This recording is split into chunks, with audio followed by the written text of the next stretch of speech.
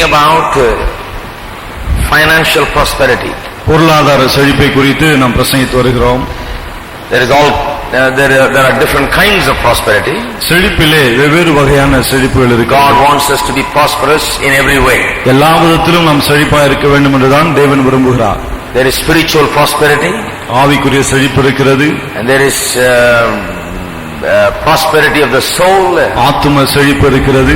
Then there is prosperity physically. பிறகு சரீர பிரகாரமான செழிப்பு இருக்கிறது. You enjoy God's health and healing.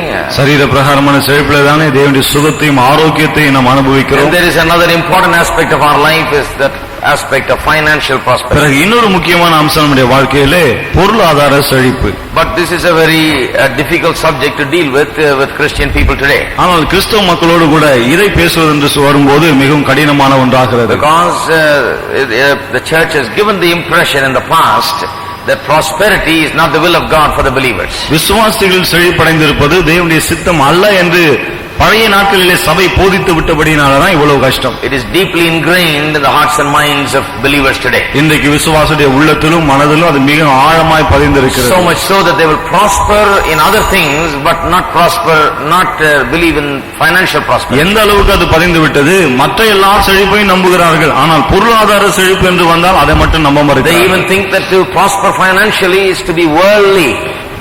பொருளாதார செழிப்பு வந்தால் அது உலக பிரகாரமானது என்று கூட அவர்கள் நம்புகிறார்கள். And in light of all this background of wrong ideas, we are teaching these truths. இந்த தவறான கருத்துகள் நிலவுகிறதே இதனுடைய பின்னணியிலே தான் இந்த சத்தியங்களை நாம் போதித்து வருகிறோம். We are talking about the six great wrong ideas concerning prosperity. பொருளாதார செழிப்பை குறித்து 6 தவறான எண்ணங்களை குறித்து நாம் பேசி வருகிறோம். First of all, the very first wrong idea is that there is something good in poverty. முதலாவது தவறான எண்ணம் என்ன? தரித்திரத்தில் ஏதோ ஒரு நல்லது இருக்கிறது என்ற எண்ணம். Poverty is godly or virtuous. தரித்திரம் நல்ல ஒரு விஷயம் என்று கருதுகிறார்கள். And there are others who think that prosperity is not God's will for believers. இன்னும் சிலர் இருக்கிறார்கள், அவர்கள் என்ன சொல்கிறார்கள், விசுவாசிகள் செழிப்படைந்திருப்பது தேவனுடைய சித்தம் அல்ல என்று சொல்கிறார்கள். There are others that think that best things in life are free. சிலர் சொல்கிறார்கள் வாழ்க்கையில சிறந்த காரியங்கள் எல்லாமே இலவசமாய் கிடைக்கிறது என்று. And then there are others who think that poverty will bring happiness. இன்னும் சிலர் சொல்கிறார்கள் தரித்திரம் சந்தோஷத்தை கொண்டு வரும் என்று. And there are yet others who think that God doesn't care about finances. இன்னும் சிலர் சொல்கிறார்கள் தேவன் பண விஷயத்தை குறித்தெல்லாம் கவலைப்படுவதில்லை என்று. And then sixthly and finally, and this is where we have been dealing with it, many people think that God does not want us to have any more than what we need actually. He doesn't want us to have abundance. ஆறாவதாக இதை தான் நாம் படித்து வருகிறோம். என்ன சொல்கிறார்கள், நமக்கு எவ்வளவு தேவையோ அவ்வளவுதான் தேவன் கொடுப்பார், நமக்கு நிறைவாய் இருக்கும்படி தேவன் விரும்புகிறதில்லை என்று சொல்கிறார்கள். Put it in modern language, they say that God does not want you to have luxuries. இந்த காலத்துக்கு ஏற்றபடி சொல்லணும்னா நாம் சொகுசாய் இருக்க வேண்டும் என்று தேவன் விரும்புவதில்லை என்று சொல்கிறார்கள். And I have been dealing with that because there are some difficult passages. The passages seem to say at the outset that it is so, but I showed you that it is not so. இதற்காக தான் சில குறிப்பிட்ட வேத பகுதிகளை உங்களுக்கு காண்பித்து அது கடினமான பகுதிகள், அதை பார்க்கும்போது இந்த கருத்தை வலியுறுத்துவது போல இருக்கிறது, ஆனால் அது அப்படி இல்லை. So I have been trying to show you the whole issue here concerning prosperity is that where our heart is. ஆக இந்த பொருளாதார செழிப்பை குறித்த முக்கியமான விஷயம் என்ன, நம்முடைய உள்ளம் எங்க இருக்கிறது அதை தான் உங்களுக்கு காண்பிக்க முயற்சிக்கிறேன். God is not mad at us because we have a lot of money. ஏதோ நிறைய பணம் நம்ம கிட்ட இருக்கிறதால ஆண்டவர் நம்மை பார்த்து கோபப்படுவதில்லை. Many rich believers feel guilty because churches taught them like this. சபை இப்படி போதித்தபடியினாலே அநேக பணக்கார விசுவாசிகள் குற்ற உணர்வோடு இருக்கிறார்கள். More than being afraid of the thief coming and stealing, they are afraid of God striking them and doing something bad for them because they have too much money. நிறைய பணம் இருக்கனால திருட வந்து எடுத்துட்டு போய்டுவாங்கன்ற அந்த பயத்தை விட இவ்வளவு பணம் இருக்கனால கர்த்தர் நம்ம அடிச்சிடுவாரோன்ற பயம் தான் அவங்களுக்கு அதிகமா இருக்கு. This is the way church has dealt with it. This is the pathetic condition that the church is in. சபை இப்படிப்பட்ட பரிதாபமான நிலைமையில இப்படிதான் இருந்து வருகிறது. But we have been showing you that it is the heart and God wants to know where our heart is. உள்ளம் தான் முக்கியம், நம்முடைய இருதயம் எங்க இருக்கிறது அதுதான் தேவனுக்கு முக்கியம் என்பதை தான் நாம் காண்பித்து வருகிறோம். Dealing with many great passages. பல முக்கியமான பகுதிகளை நாம் படித்து வருகிறோம். Now I want you to turn to Philippians chapter 4. இப்போது பிலிப்பியர் 4ஆம் அதிகாரத்துக்கு நாம் செல்வோம். Yet another passage.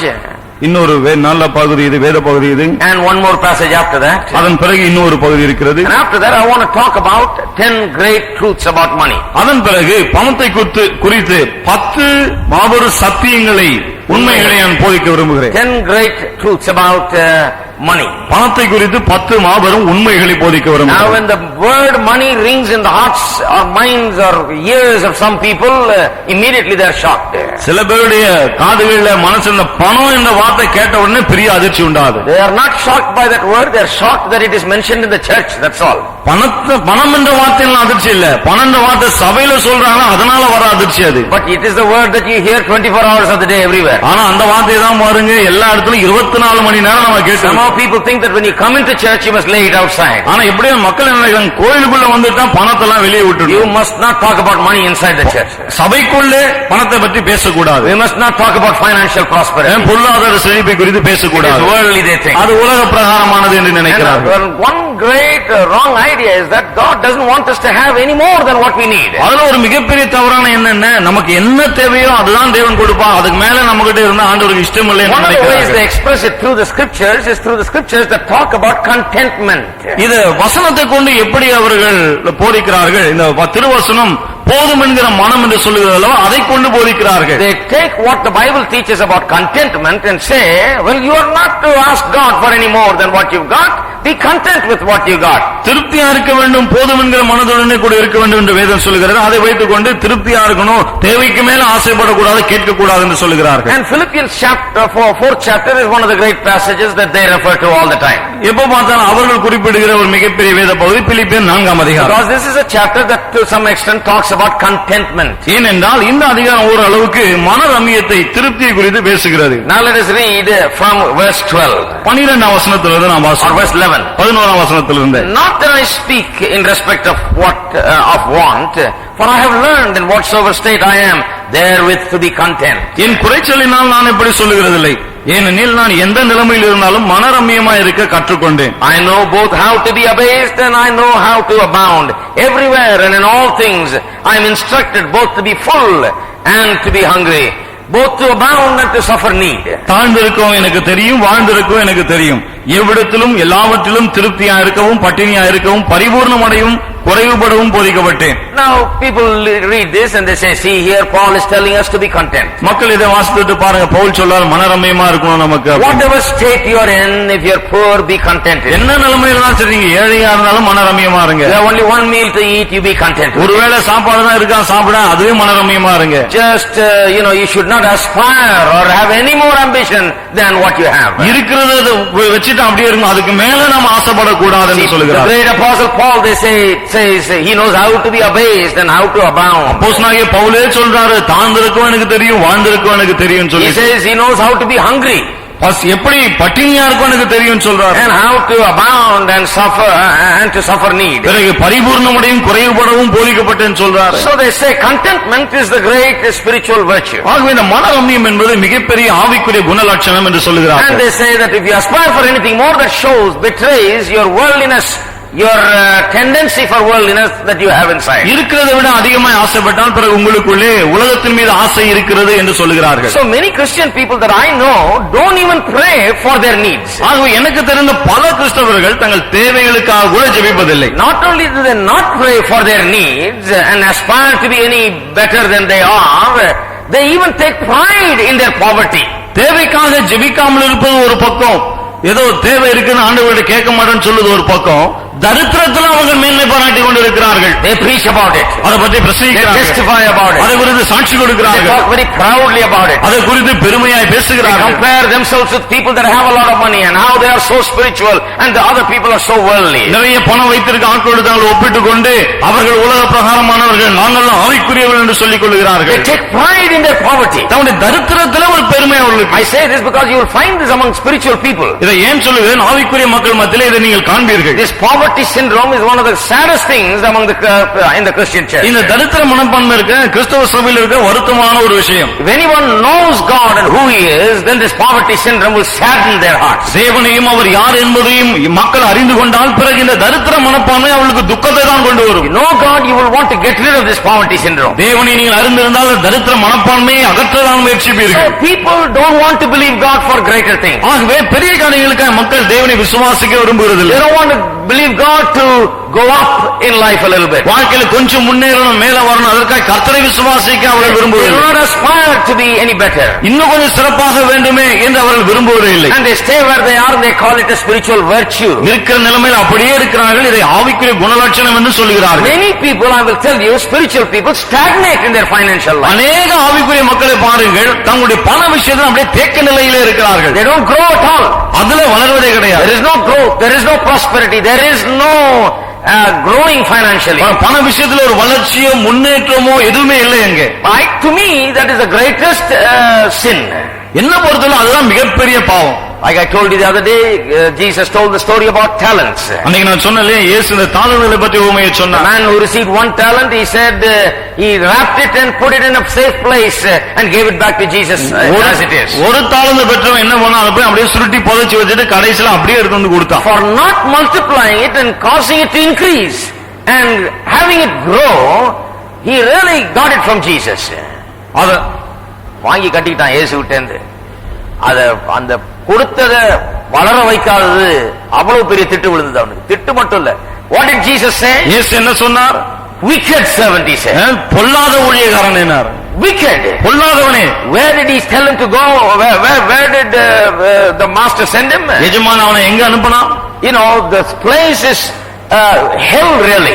உண்மையை சொல்லுவானா நரகம் அந்த இடம். It is wickedness which does not respect God's basic principles. அது என்ன பொல்லாப்பு? தேவனுடைய அடிப்படை நியமங்களை கோட்பாடுகளை மதிக்காத பொல்லாப்பு. How do you think God has ordained the world? தேவன் இந்த உலகத்தில் எப்படி நியமங்களை ஏற்படுத்தியிருக்கிறார்? God has ordained everything to grow. தேவன் எல்லாமே வளர வேண்டும் என்று தான் ஏற்படுத்தி வைத்திருக்கிறார். If a child is born today and it doesn't grow any at all, then you are in problem. That's not a blessing, that's a problem. ஒரு பிள்ளை இன்னைக்கு பிறந்து அது வளரவே இல்லைன்னு சொன்னா அது ஆசீர்வாதம் கிடையாது, அதுதான் பிரச்சனையே. When you start a business, you want it to grow. ஒரு வியாபாரத்தை தொடங்கினா அது வளர வேண்டும் என்று விரும்புகிறீர்கள். When you plant a seed, you want it to grow. ஒரு விதை நட்டால் அது வளர விரும்புகிறீர்கள். You know, everything must grow. எல்லாமே கண்டிப்பா வளர Our வேண்டும். physical body must grow. நம்முடைய சரீரம் அதுவும் வளர Our வேண்டும். mental knowledge must grow. நம்முடைய மன அறிவு அதுவும் வளர வேண்டும். Abilities and capabilities must grow. நம்முடைய திராணிகளும் திறமைகளும் வளர வேண்டும். Everything is ordained by God to grow. எல்லாமே வளரும்படிக்கு தான் தேவனால் நியமிக்கப்பட்டிருக்கிறது. Growing, then it's you. That means you are very healthy, my friend. நீங்கள் வளர்ந்தால் ஆரோக்கியமா இருக்கிறீர்கள் என்று தான் அர்த்தம்.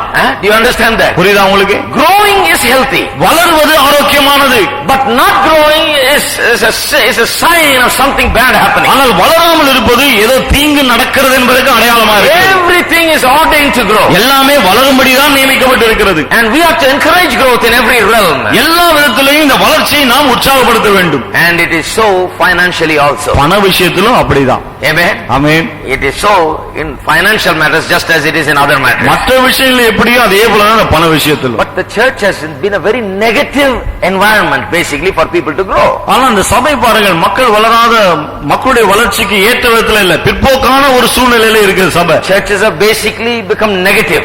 சபைகள் அடிப்படையில பிற்போக்காய் மாறிவிட்டது. So people are not able to grow and prosper and flourish and really be positive in it. ஆக மக்கள் இந்த சபையில வந்து நன்றாய் ஓங்கி வளர்ந்து தழைத்து முற்போக்காய் இருக்க முடியவில்லை. There is a company that does a lot of statistics in America that surveys and studies the society and various problems, and they call the polls that they make Gallup polls. You may have heard about them. அமெரிக்கால ஒரு company இருக்குது, கேலப் poles என்று சொல்லி அவர்கள் ஒரு விதமான புள்ளி விவரங்கள் எடுக்கிறார்கள். சமுதாயத்தில் மக்களுடைய வாழ்க்கை எப்படி இருக்கிறது, முன்னேற்றம் அடைகிறார்களா, இதை பற்றி எல்லாம் விவரங்களை எடுக்கிறார்கள். Regarding all things, they have polled people. They have taken samples and investigated the matter. எல்லா விஷயத்தை குறித்தும் மக்களிடத்தில் போய் விசாரித்து புள்ளி விவரங்களை சேகரிப்பார்கள். They one time investigated whether it is the church people that are positive or the people outside the church that are positive. ஒரு முறை என்ன புள்ளி விவரம் எடுத்தார்கள், சபையில இருக்கிறவர்கள் ரொம்ப முற்போக்கா இருக்கிறார்களா அல்லது சபைக்கு வெளியே இருக்கிறவர்கள் முற்போக்கா இருக்கிறார்களா, அதை எடுத்தார்கள். Who is more positive? யார் ரொம்ப முற்போக்கா இருப்பார்? Are these people that are regularly going to church and claim to be born again and spiritual, are they positive? Are the people out there that are having fun and partying and into all kinds of bad things, are they positive? சபைக்கு ஒழுங்காக போகிறோம், நாங்கள் ஆவிக்குரியவர்கள் எல்லாம் சொல்லிக் கொள்கிறார்கள், இவர்கள் முற்போக்கா இருக்காங்களா அல்லது வெளியில நல்ல ஜாலியா பார்ட்டி டான்ஸ் சுத்திட்டு இருக்காங்களா, அவங்க முற்போக்கா இருக்காங்களான்னு புள்ளி விவரம் எடுத்தார்கள். To the shocking surprise of American society, they found that people inside the church suffer from a great negative impact. மிகப்பெரிய அதிர்ச்சியூட்டக்கூடிய செய்தி அமெரிக்க மக்களுக்கு வந்தது. அது என்ன தெரியுமா? சபைக்கு உள்ளே இருக்கிற மக்கள் தான் பிற்போக்கான மனப்பான்மையினாலே சபையிலே பாதிக்கப்பட்டவர்களாக இருக்கிறார்கள். People that are outside the church, they have a more healthy attitude towards things. சபைக்கு வெளியே இருக்கிறவர்கள் மற்ற விஷயங்களை பற்றி ரொம்ப ஆரோக்கியமான மனதோடு இருக்கிறார்கள். And they explain, some studies have been done to explain why it is so. அது ஏன் அப்படி என்று சொல்லி அதை விளக்கியும் சொன்னார்கள். People have pointed out that in the church, the kind of preaching that goes on makes people think very negatively. மக்கள் என்ன சொன்னார்கள்? சபையில பிரசங்கிக்கப்படுகிற காரியங்கள் எல்லாம் எல்லாவற்றையும் நாங்கள் பிற்போக்காய் நினைக்கும்படி செய்கிறது. What is the kind of preaching that goes on? என்ன விதமான பிரசங்கம் நடக்கிறது சபையில? Preaching that goes on is God doesn't care about your earthly needs. உங்களுடைய உலக பூமிக்குரிய தேவைகளை குறித்து கர்த்தர் கவலைப்படுவதில் அதான் These are not important at all. இவை எல்லாம் முக்கியமே கிடையாது. Money is not important. பணம் முக்கியம் அல்ல. To talk about money is wrong. பணத்தை பற்றி பேசுறதே To தப்பு. even think about and desire more money is wrong. பணத்தை பற்றி நினைச்சு பார்த்து அதிகம் வேணும் நினைப்பதே தப்பு. To aspire to become greater is wrong. பெரிய ஆளாக வர வேண்டும் என்று விரும்புவதும் தவறு. All of these things are taught in the church so that the church has become a very negative place, a negative environment where even if a positive person comes, he is literally put down and oppressed. இவைகள் எல்லா சபையிலும் போதிக்கப்பட்டு வருகிறதுனால சபை பிற்போக்கான ஒரு இடமாய் அப்படிப்பட்ட சூழ்நிலை மாறிவிட்டது. முற்போக்கான ஒரு ஆள் சபைக்குள்ள வந்தாலும் அவர் அப்படி மாறி போயிடுறார். That is the problem with the church. சபையில பிரச்சனை அதுதான். People in the outside world have investigated and found out the church has taught in such a way to make people negative. உலக மக்கள் கண்டுபிடிச்சிருக்காங்க இத. மக்களை பிற்போக்கான நிலைமையில கொண்டு போகிற அளவுக்கு சபையானது போதித்து பிரசங்கித்தது. I believe that there is one sure reason for why the church is negative. சபை ஏன் பிற்போக்கா இருக்கிறது என்பதற்கு ஒரு காரணம் இது என்று நான் நம்புகிறேன். When I'm talking about church, I'm not talking about any particular church in general. I'm talking சபை என்று சொல்லும்போது ஒரு குறிப்பிட்ட சபையை பற்றி பேசல, உலகம் எங்கும் இருக்கிற சபைகளை பற்றி சொல்லுகிறேன். church in general. அதான் பொதுவான சபை. I believe there is one great reason. பாருங்க, ஒரு பெரிய காரணம் இருக்கிறதுன்னு நான் நம்புகிறேன். Great reason is very clear biblical preaching. பாருங்க, மிகப்பெரிய காரணம் இதுதான். தெளிவான வேதத்தின்படியான போதனை இல்லை. It's not there in the church. சபையில் அது இல்லை. Generally it is not there. பொதுவா இல்ல. There is some preaching going on. ஏதோ பிரசங்கம் நடக்குது. Some few points are said and people get it. சில பாயிண்ட்லாம் சொல்றாங்க, மக்கள் அதை புரிஞ்சுக்கிறாங்க. But it is not clear biblical preaching. ஆனால் தெளிவான வேதத்தின் போதனை மக்களுக்கு இல்லை. Preaching that reveals the will of God for men. தேவனுடைய சித்தத்தை மனிதர்களுக்கு வெளிப்படுத்தக்கூடிய பிரசங்கம். Teaching that reveals God's great love. தேவனுடைய மாபெரும் அன்பை வெளிப்படுத்தும் பிரசங்கம். Teaching that reveals God's great personality and who he is and what he is like. தேவன் யார், எப்படிப்பட்டவராக இருக்கிறார், என்னவா இருக்கிறார், அதை வெளிப்படுத்தக்கூடிய பிரசங்கம். God's nature and character. தேவனுடைய சுபாவமும் தன்மையும். There is not biblical preaching that applies these great truths to our present life and what we must expect God to be in our life. இந்த மாபெரும் சத்தியங்களை நம்முடைய வாழ்க்கைக்கு ஏற்றவாறு கொடுத்து இவைகளை கொண்டு நாம் என்ன எதிர்பார்ப்பது என்று மக்களுக்கு போதிக்கக்கூடிய பிரசங்கங்கள் இல்லை. Because that is missing. அது இல்லாதபடினாலே People are turning into negative people because they think that God is not able to meet their needs. தேவன் தேவைகளை சந்திக்க முடியாது என்று மக்கள் நினைத்துக் கொண்டு பிற்போக்காய் மக்களும் மாறி விடுகிறார்கள். It is all covered with a spiritual clothing called contentment. எல்லாவற்றையும் ஆவிக்குரிய துணியாகிய மனரமியத்தை போட்டு மூடி விடுகிறார்கள். But does Paul really mean that it is wrong to aspire to be anything greater than what you are? ஆனால் இருக்கிறதை விட கொஞ்சம் பெரிய ஆளாய் வர வேண்டும் என்று விரும்புவது வாஞ்சிப்பது தவறு என்று பவுல் சொல்லுகிறார். Is it wrong to have any ambition to have a little more? இன்னும் கொஞ்சம் நிறைய வேண்டும் என்ற ஒரு எண்ணம் இருப்பது தவறா? Is Paul saying if you are hungry and if you are want and if you are poor, just stay there, be content and praise the Lord? நீ பட்டினியா இருந்தா குறைவா இருந்தா அப்படியே இரு, கர்த்தர் அதிகமா கேட்காத இந்த மனரம்யமா இரு என்று சொல்லுகிறார். Certainly not. நிச்சயமா கிடையாது. One of the greatest proofs for me that he is not saying that is the very people that advocate that kind of a thing. One of the greatest proofs for me that Paul is not saying that is the very people that advocate such a thing. Okay. One of the great proofs for that is this. இதற்கு மிகப்பெரிய ஒரு ஆதாரம் இதுதான். The people who preach it that way, இதை இப்படியே பிரசங்கிக்கிற மக்கள், they show by their life they betray the fact that they constantly want to grow. தங்கள் வாழ்க்கையின் மூலமாக அவர்கள் இந்த உண்மையை அவர்கள் சொல்லுகிற காரியத்தை மறுதலிக்கிறார்கள். அது என்ன? அவர்கள் எப்போதும் வளர வேண்டும் என்று விரும்புகிறார்கள். One time a preacher was very mad at me for preaching prosperity. ஒருமுறை ஒரு பிரசங்கியார் மேல ரொம்ப கோபப்பட்டார். அதற்கு பொருளாதார செழிப்பை பிரசங்கித்தார். Then I was talking to him. He said, brother, in those days I used to go by cycle, and very difficult days. பிறகு அவர்கிட்ட பேசியிருந்தப்போ சொன்னா, பிரதர் அதனால ரொம்ப கஷ்டமா இருக்கும், நான் சைக்கிள்ல தான் போவேன். God graciously gave me a motorcycle. ஆனா கர்த்தர் கிருபையா ஒரு மோட்டார் சைக்கிளை கொடுத்தார். I said, அதுதான் prosperity. வேற என்ன சொன்னேன்? இது உங்க ஜனங்களுக்கு வர வேணாமா? I said, that is what I call நான் prosperity. சொன்னேன் இதைதான் நான் செழிப்புன்னு சொல்றேன். See, you believe in it, I said. பாருங்க நீங்களே அதை நம்புறீங்களே என்ன? You don't want to go and cycle all your life. வானெல்லாம் சைக்கிள்ல போக உங்களுக்கு You're இஷ்டம் going இல்லையே. by bicycle today, it's nothing wrong. இன்னைக்கு சைக்கிள்ல போனா அது தப்பு ஒண்ணும் இல்ல. But, if you believe that this is what God has given me, till the end of my day, I'm going to do this. வானெல்லாம் தேவன் எனக்காக இதுதான் வச்சிருக்காரு, இப்படிதான் போவேன் நம்பினா Then there is something terribly wrong. அங்கதான் ஏதோ பயங்கர தப்பு இருக்கு. I said, why don't you let me preach to your people and tell them to be what you are? நான் கேட்டேன் உங்க மக்களுக்கு பிரசங்கம் பண்ணி நீங்க எப்படி இருக்கீங்களோ அதே போல அவங்களும் இருக்குன்னு ஏன் சொல்லக்கூடாது அப்படின்னு. See, they don't want the people to become prosperous. மக்கள் செழிப்பா இருக்கணும் நீங்க விரும்புவது One கிடையாது. preacher told me, ஒரு பிரசங்கர் சொன்னா no, people must not be, they'll be spoiled. கிடையாதுங்க, இப்படி எல்லாம் சொன்னா மக்கள் கெட்டு போயிடுவாங்க. Prosperity will spoil people. செழிப்பா இருந்தா மக்கள் கெட்டு போயிடுவாங்க. See, he believes that prosperity will not spoil him, but it will spoil the people. இவர் என்ன நம்புறாரு, செழிப்பா இருந்தா இவர் கெட்டு போக மாட்டாரு, மக்கள் கெட்டு போயிடுவாங்களாம். But I watched the very same man. ஆனா அதே மனுஷன் நான் கவனிச்சேன். He will respect the rich people very specially. பணக்காரங்களை விசேஷமா மதிப்பார்.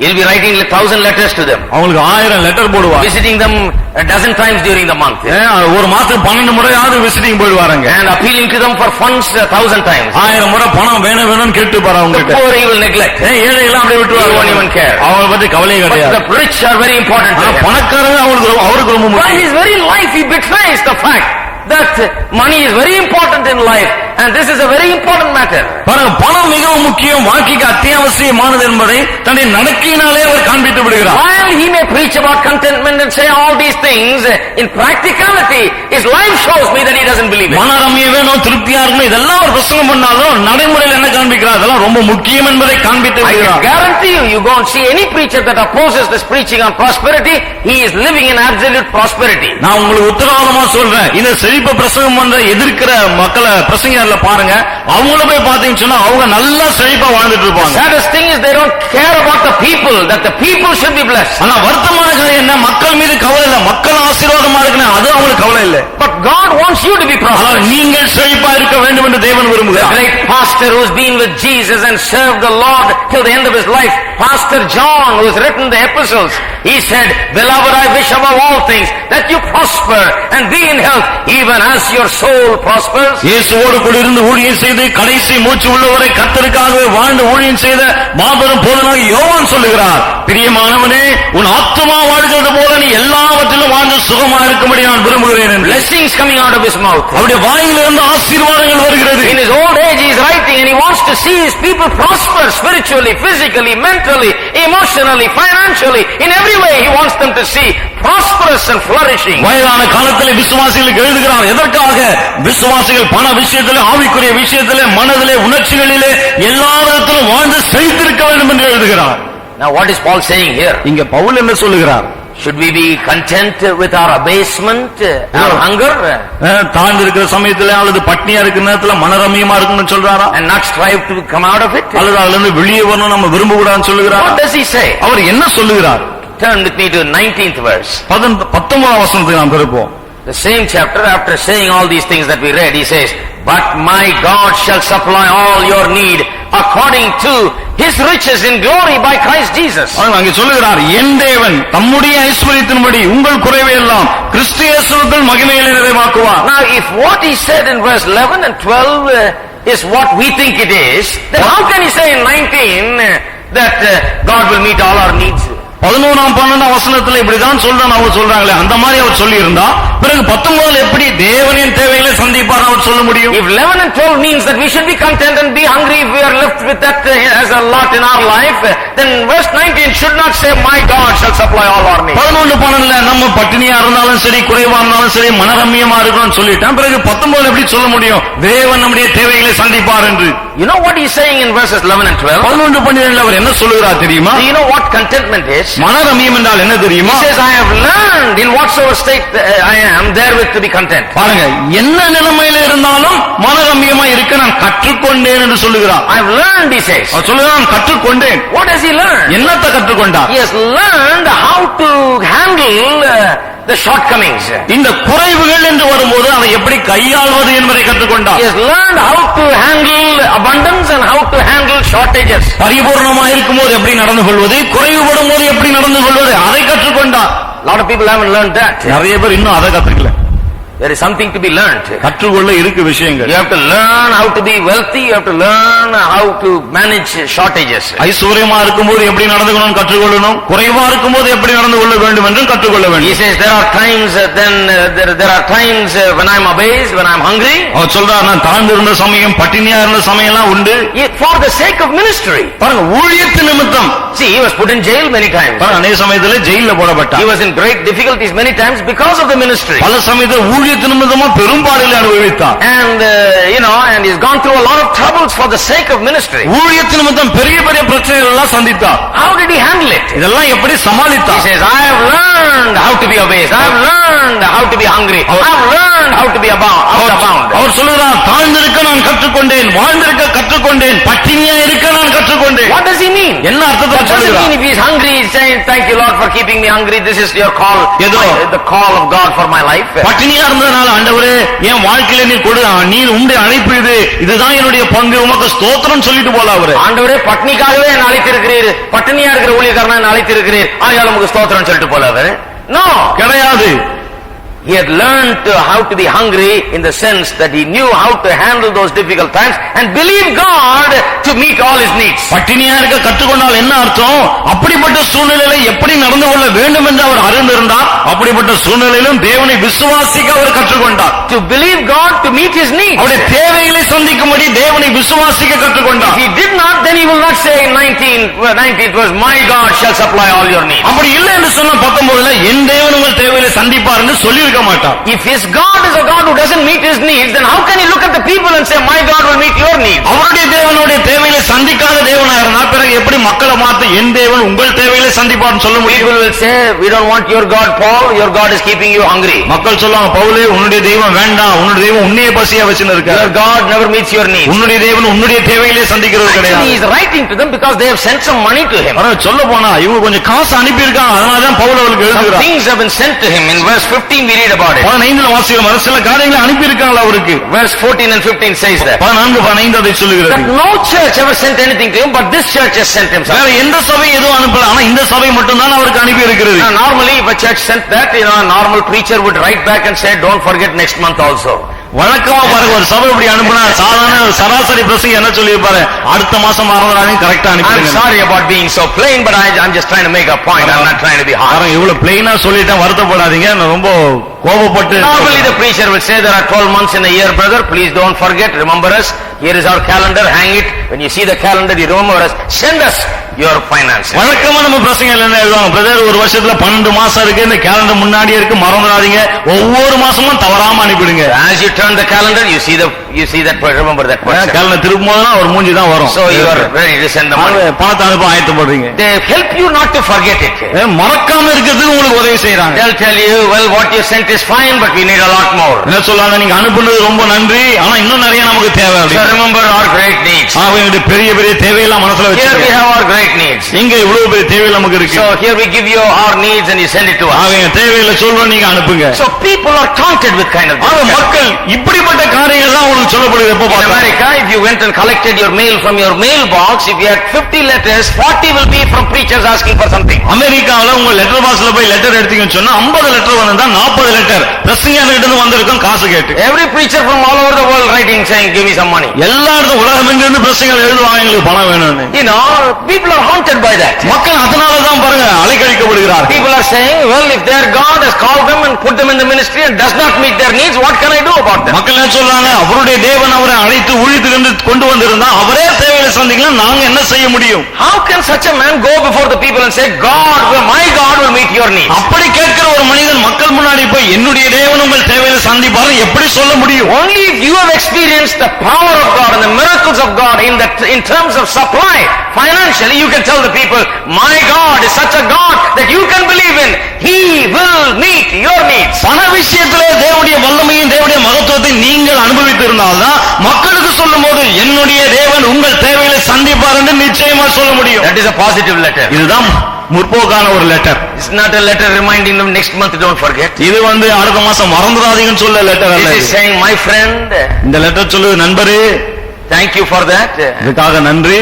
But I want to tell you, ஆனா நான் ஒன்று சொல்ல my விரும்புகிறேன். God is a good God. என் தேவன் நல்ல தேவன். He is a God who meets your needs. அவர் உங்கள் தேவைகளை சந்திக்கிற தேவன். He will meet all your needs according to His riches and glory by Christ Jesus. கிறிஸ்து இயேசுவுக்குள்ளே மகிமையில் உள்ள தம்முடைய ஐஸ்வரியத்தின்படி உங்கள் குறைகள் எல்லாம் நிறைவாக்குவார். Many can't say that today நிறைய பேர் இன்னைக்கு அதை சொல்ல முடியாது. because they have not experienced these financial miracles. ஏனென்றால் பண விஷயத்தில் அற்புதங்களை அவர்கள் ருசித்ததில்லை. You have to experience it. கண்டிப்பா அனுபவிக்கணும். Only then people will know that God is a good God. அப்போதுதான் மக்கள் அறிந்து கொள்வார்கள் தேவன் நல்லவர் என்பதை. You know, one pastor told me, see, they invited us for the youth meeting, brother. ஒரு பாஸ்டர் சொன்னாரு, பிரதர் எங்களை எல்லாம் யூத் மீட்டிங் கூப்பிட்டாங்க. There will be a great blessing. Send your church, send your people. உங்களுக்கு எல்லாம் பெரிய ஆசீர்வாதமா இருக்கும். உங்களுடைய மக்களை அனுப்புங்க சபையில So இருந்து. this preacher, you know, he said, all right, our headquarters is calling, we'll send 10 people from our church. அது இந்த பிரசங்க நினைச்சார், சரி நம்ம தலைமையத்துல இருந்து கூப்பிடுறாங்களே, நம்ம கோயில்ல இருந்து ஒரு 10 பேர் அனுப்புவோம். So these 5-10 boys went. ஆகவே இந்த 10 வாலிபர்கள் And the சென்றார்கள். meeting went on. அந்த கூட்டம் நடந்தது. On the last day, they found out there was 5,000 rupees shortage in budget. கடைசி நாள்ல பட்ஜெட்ல ஒரு 5000 ரூபாய் துண்டு விழுறத கண்டுபிடிச்சாங்க. And the preacher, chief preacher got up. தலைமை போதகர் எழுந்து நின்றார். Here we have a 5,000 rupees shortage. சொன்னார், 5000 ரூபாய் நமக்கு துண்டு விழுந்திருக்கு. So how can you go home without giving this? ஆகவே இதை நீங்க கொடுக்காம எப்படி வீட்டுக்கு போகலாம்? This is like a stick up, they call in America stick up, you know, America bank robbery like. Take everything you got. அமெரிக்கால Gun to the chest and get all the money out. பேங்க கொள்ள அடிக்கும் போது துப்பாக்கி கரெக்டா நெஞ்சாண்ட வச்சிட்டு இருக்கதெல்லாம் வெளியே கூடணும்னா அந்த மாதிரி They இருக்கு. said, how can you go from this place without giving this money? பணத்தை இந்த பணத்தை கொடுக்காம எப்படி நீங்க போகலாம்? These boys came back and asked the pastor, you said it will be a great blessing, we went there. இந்த வாலிபர் வந்து கேட்டாங்க, பாஸ்டர் பெரிய ஆசீர்வாதமா இருக்கும்னு சொன்னீங்க, நாங்கலாம் போனோங்க. They said it will cost 120 rupees for 2 or 3 days. 2-3 நாளைக்கு 120 ரூபாய் தான் ஆகும்னு So சொன்னாங்க. we paid that. நாங்க அதை காட்டிட்டோம். If it is going to cost more, they could have told us, we would have paid that. அதிகமா ஆகும் சொல்லினா நாங்க முன்னாடியே சொல்லினா நாங்க They கொடுத்துருப்போம். waited till the last minute and now they are sticking us up with as if with a gun, you know. How can you leave? கடைசி நேரம் காத்து இப்ப துப்பாக்கி காட்டி மிரட்டுற மாதிரி மிரட்டுறாங்களே. How can you leave? எப்படி நீங்க இங்க You போயிடலாம்? cannot leave this place without meeting this 5,000. 5000 ரூபாய் நீங்க கொடுக்காம இந்த இடத்தை விட்டு போக கூடாது. If you can't give now, இப்ப உங்களால கொடுக்க முடியலன்னா at least put a little note inside saying that I will send when I get home and then you can leave. ஒரு சின்ன துண்டு எழுதி போடுங்க, வீட்டுக்கு போயிட்டு நான் உங்களுக்கு கொடுக்குறேன்னு சொல்ல, அப்பதான் நீங்க Now போகலாம். my question is, ஏன் கேள்வி என்னன்னா, you cannot come up with that 5,000 rupees, why have the meeting? Who told you to have the meeting? அந்த 5000 ரூபாய் உங்ககிட்ட இல்லன்னு சொன்னா யார் உங்களை அந்த கூட்டத்தை நடத்த சொன்னா? Why do you have to have the meeting? ஏன் அந்த கூட்டம் உங்களுக்கு தேவைதானா? My policy is, if you have it, you don't have it, otherwise don't have it. என்னுடைய கொள்கை என்ன, கூட்டம் நடத்தினா ஒழுங்கா நடத்துங்க, இல்லாட்டி நடத்தாதீங்க. Why do you blackmail people?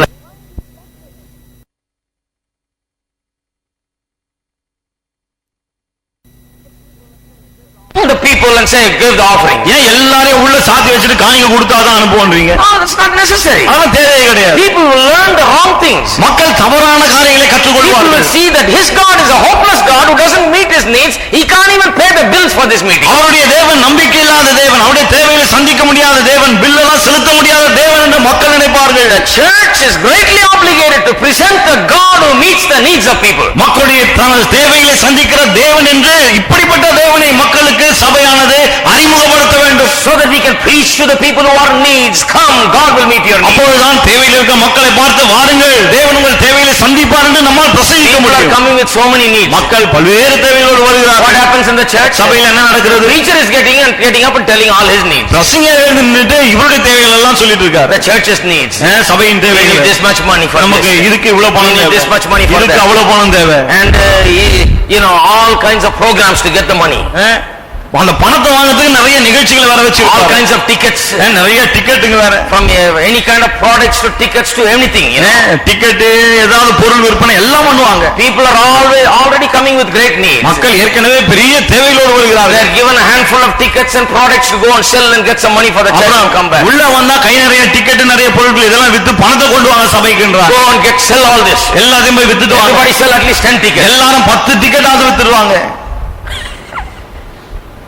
பாரத்தோட வந்தா இன்னும் கொஞ்சம் பாரத்தை ஏத்தி வீட்டுக்கு அனுப்புறாங்க. Why? ஏன் இதெல்லாம்? They have not realized that our God is a God who meets. நம்முடைய தேவன் நம்முடைய தேவைகளை சந்திக்கிற தேவன் என்பதை அவர்கள் உணர்வதில்லை. My dear friends, என் அருமை நண்பர்களே, Paul says, my God is such a God that he will meet all your needs. Pavul சொல்லுகிறார், என்னுடைய தேவன் அப்படிப்பட்ட தேவன், உங்கள் தேவைகளை அனைத்தையும் சந்திப்பார். He's not a begging preacher. அவர் பிச்சை எடுக்கிற பிரசங்கியார் அல்ல. He is not going around asking for money. அவர் எல்லார்கிட்ட போய் பணம் தாங்கன்னு கேட்கிறவர் அல்ல. No. கிடையாது. Of course people are giving money for his ministry. மக்களுடைய ஊழியத்துக்கு பணம் கொடுத்தா உண்மைதான். That is very clear. அது ரொம்ப தெளிவா இருக்கு. They are giving because they have seen how God meets needs. தேவன் எப்படி தேவைகளை சந்திப்பார் என்பதை அவர்கள் கண்டபடியினால தான் கொடுக்கிறார்கள். One man said, ஒருவர் சொன்னார், ஆத்தா பரிதாபமா இருக்குதுங்க அதாங்க கொடுத்தேன். That is not giving for the work of God. அது கர்த்தருடைய ஊழியத்துக்கு கொடுக்கிறது That கிடையாது. is giving alms like you're giving to a beggar. அது பிச்சைக்காரனுக்கு பிச்சை போடுற மாதிரி. You see, giving to God's work is different. பாருங்க, கர்த்தருடைய ஊழியத்துக்கு கொடுப்பது வேறு. We'll come back to that later on. Giving alms gets you a kind of return from God, because the Bible says if you give to the poor, you lend to the Lord. பாருங்க, வேதம் சொல்லுது ஏழைகளுக்கு கொடுக்கிறவன் கர்த்தருக்கு கடன் கொடுக்கிறான். ஆகவே ஏழைகளுக்கு கொடுத்தா அது திரும்ப நம்ம கையில வரும். உண்மைதான். God will give it back to you with interest. தேவன் வட்டியோடு திரும்ப உங்க கையில The கொடுப்பார். best interest. சிறந்த வட்டி கிடைக்கும். But it is not like giving for ministry. ஆனா அது ஊழியத்துக்கு கொடுக்கிற மாதிரி கிடையாது. When you give for the work of the gospel, சுவிசேஷ வேலைக்காக நீங்கள் கொடுக்கும்போது God said, I will give 100-fold in this life and in the life to come. தேவன் சொல்றார், இம்மையில மாத்திரமல்ல மறுமையிலும் 100 கொடுப்பேன். You see, people have not been taught that. பாருங்க, மக்களுக்கு இதெல்லாம் போதிக்கப்படல. They have not been taught about a God who meets our needs. நம்முடைய தேவைகளை சந்திக்கிற தேவன் இருக்கிறார் அவரை குறித்து போதிக்கப்படவில்லை. I tell you my friend, Paul is not talking about that kind of contentment where you just sit in your hunger and praise God for hunger. Pavul இந்த விதமான மனரமியத்தை பற்றி பேசல. பட்டினியா இருந்து பட்டினியோடு கிடக்கணும்னு சொல்லிட்டு. Contentment to him means that while you are hungry and while you are wanting, you have faith in this great God who has called you and put you there, that he will meet all your needs. மனரமியமா இருப்பது என்றால் என்ன? பசியோடு பட்டினியோடு தேவையோடு கூட இருக்கும்போது என்னை அழைத்த தேவன், இதிலே வைத்திருக்கிற தேவன் என் தேவைகள் அனைத்தையும் சந்திப்பார் என்ற விசுவாசத்தோடு கூட இருப்பது. You are able to tell in that situation that God is able to meet. அந்த சூழ்நிலையிலும் என் தேவனின் தேவைகளை சந்திக்க வல்லவர் என்று உங்களால் சொல்ல முடியணும். That is what all that means. இதனுடைய அர்த்தம் அதுதான். Turn to Psalm 23. திருப்போம் 23ஆம் சங்கீதம். Psalm 23. சங்கீதம் I 23. always like that. எப்போ இந்த சங்கீதம் எனக்கு ரொம்ப It's too பிடிக்கும். bad that they read it only in funeral service. ஆனா இது அடக்காரங்கள மட்டும் வாசிக்கிறாங்களா, அதான் ரொம்ப வருத்தமா But இருக்கு. I like to read it everywhere. ஆனா இது எல்லா இடத்துலயும் வாசிக்க எனக்கு ரொம்ப இஷ்டம். 5 and 6. 5, 6. Thou preparest a table before me in the presence of mine enemies. Thou anointest my head with oil, my cup runneth over.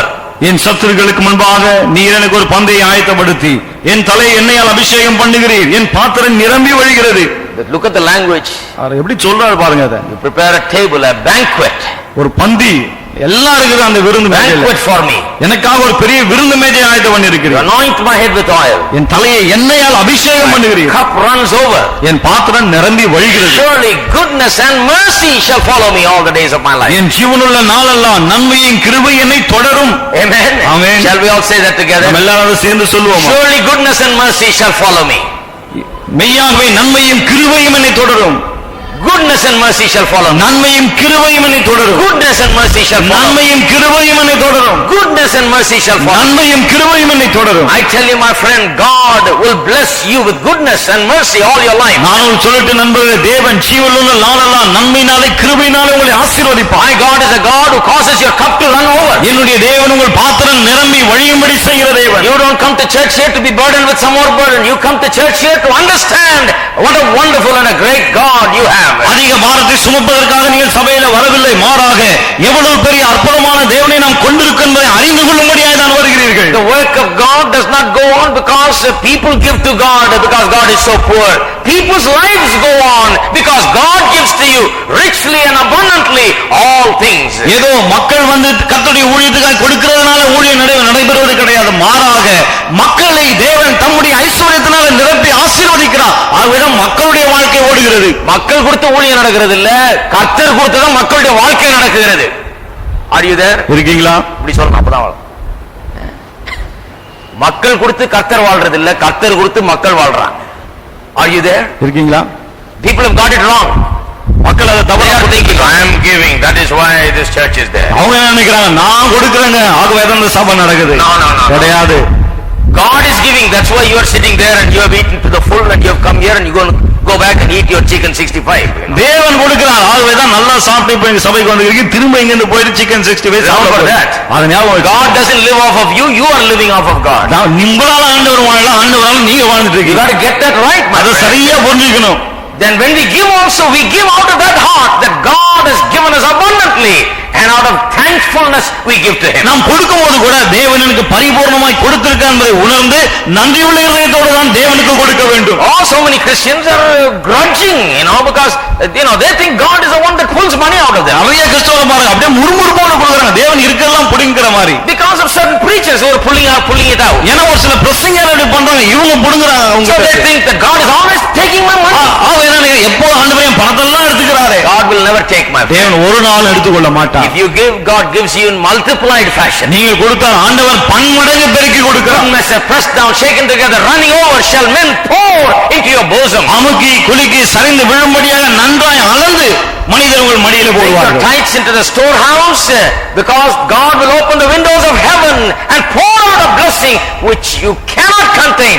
Prove the Lord and see that this is true. பண்டக சாலையிலே ஏன் தசமாவது கொண்டு வர வேண்டும், அப்போதுதான் தேவன் வானத்தின் பலகணியை திறந்து இடம் கொள்ளாமல் போக மட்டும் ஆசீர்வாதங்களை வருஷிக்க பண்ணுவார். இதனால கர்த்தரை சோதித்து பாருங்கள். Anybody who does not believe that need not give. இதை விசுவாசியான யாரானாலும் சரி கொடுக்கவே தேவையில்லை. That person doesn't understand. ஏன் சொன்னா அவருக்கு புரியல ஒண்ணுமே. Don't give grudgingly. முறுமுறுப்போடு கொடுக்க வேண்டாம். But if you are glad about the Lord and you've experienced the blessing of God and you see the grace of God in your life, then you give. ஆனால் கர்த்தரை குறித்த ஒரு மன மகிழ்ச்சி, வாழ்க்கையில தேவனுடைய கிருபையை அனுபவித்து சந்தோஷமாய் கொடுத்தால் அப்பொழுது கொடுங்கள். You see, that is what the Bible approaches. பாருங்க, வேதம் இப்படிதான் அந்த காரியத்தை அணுகுகிறது. Now let us go on to talk about the 10 great truths about money. We'll begin this today. இப்போது பணத்தை குறித்து 10 பெரிய உண்மைகளை பற்றி நாம் படிக்க ஆரம்பிப்போம். 10 great truths about money. பணத்தை குறித்து 10 பெரிய உண்மைகள். I got to go through all these things because there's so much obstacles to believe these things. இந்த காரியங்களை விசுவாசிக்க அவ்வளவு தடைகள் இருக்கு. ஆகவேதான் இதெல்லாம் நான் சொல்ல வேண்டியிருக்கு. All right. சரி. 10 great truths about money. பணத்தை குறித்து 10 மாபெரும் உண்மைகள்.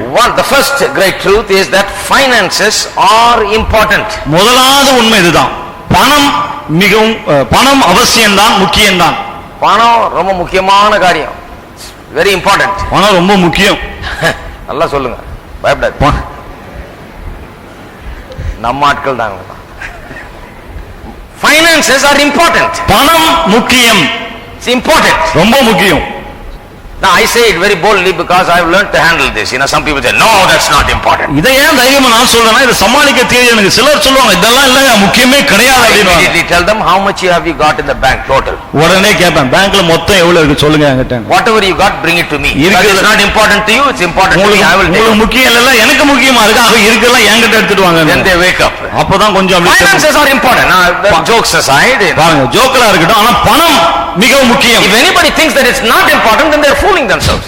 யாராவது முக்கியம் இல்லை என்று நினைத்தால் பிறகு தங்களை தாங்களே முட்டாளாக்கி கொள்கிறார்கள். Finance is a subject that God speaks about throughout the Bible. இந்த பணம் விஷயத்தை தேவன் வேதாகமம் முழுவதும் பேசி வருகிறார். In Isaac's case, when there was a great famine, people were fleeing.